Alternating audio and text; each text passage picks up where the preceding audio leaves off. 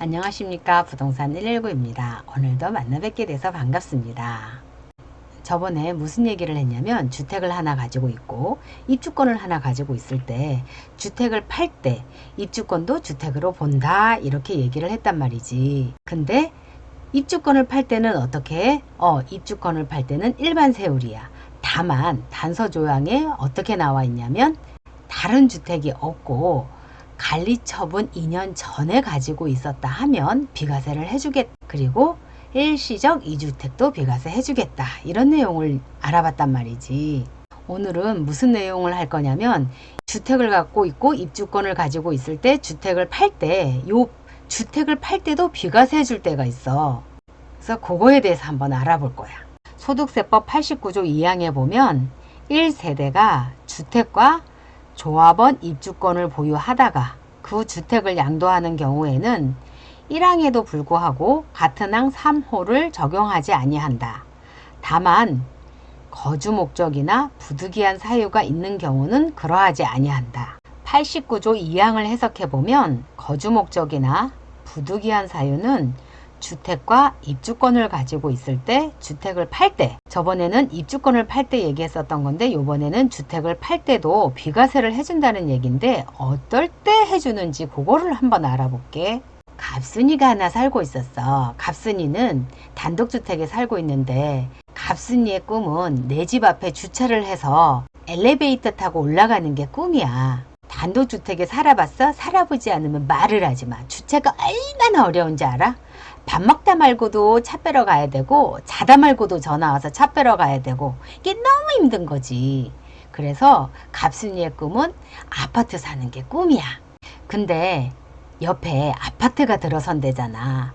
재개발지 주택을 사면 나중에 아파트가 들어선다 그래서 그걸 하나 사고 싶었어. 그래서 그걸 하나 샀어. 삼순이는 주택하고 입주권하고 두 개 갖고 있단 말이야. 근데 입주권이 들어가서 아파트가 다 완공돼서 들어가서 살게 되면 요 주택을 팔아야 되잖아. 이 주택을 팔 때 일시적 2주택으로 해서 3년 이내에 팔면 그러면 되지만 아파트를 요 입주권 같은 경우에는 철거하고 착공하고 입주하려고 그러면 최소한 4, 5년 걸린단 말이야. 그래서 이 주택을 팔려고 해도 일시적 2주택으로는 팔 수가 없어서 시간이 지나버린 경우에 이 주택은 어쩔? 이런 거거든. 얘가 거주 목적으로 샀단 말이지. 거주 목적으로 입주권을 산 경우에 한해서 비과세를 해주겠대. 그 대신 요건이 있지. 거주 목적이어야 되잖아. 근데 거주 목적이라는 걸 내가 입증을 해야 되잖아. 나라가 입증해 주진 않을 거잖아. 그래서 거주 목적 요건이 어떻게 되는지 알아볼게. 입주권이 아파트가 돼서 아파트가 완공이 돼서 들어가야 되는데 세대 전원이 2년 이내 들어가야 된대. 한 명만 딸랑 가면 냄새가 나잖아. 그래서 세대 전원이 2년 이내에 들어가야 되고, 그리고 잠깐 들어가서 살고 나오면 요것도 또 냄새 나잖아. 그래서 1년을 살아야 돼. 근데 1년도 계속해서 1년을 살아야 돼. 들어왔다 나갔다 하면 또 안 되는 거지. 그리고 종전주택은 아파트 준공 전후 2년 이내에 팔면 비과세 해주겠대. 자, 다시 한번 얘기해 볼게. 신축 아파트가 완성이 되면 세대 전원이 2년 이내에 들어가야 되고 1년 이상 계속해서 거주해야 된대. 그리고 종전주택은 준공 전이나 후 2년 이내에 팔면 비과세를 해주겠대. 여기서 주의점 하나를 찍고 넘어갈게. 주택이 있는 사람이 입주권을 살 때만 가능해. 입주권이 있는 사람이 또 입주권을 샀을 때는 삑 안 돼. 주택을 두 개 가지고 있다가 하나가 입주권으로 바뀐 경우도 안 돼. 꼭 어떻게 해야 된다고? 주택을 가지고 있고 입주권을 살 경우만 인정을 해주겠대. 오늘은 실수요.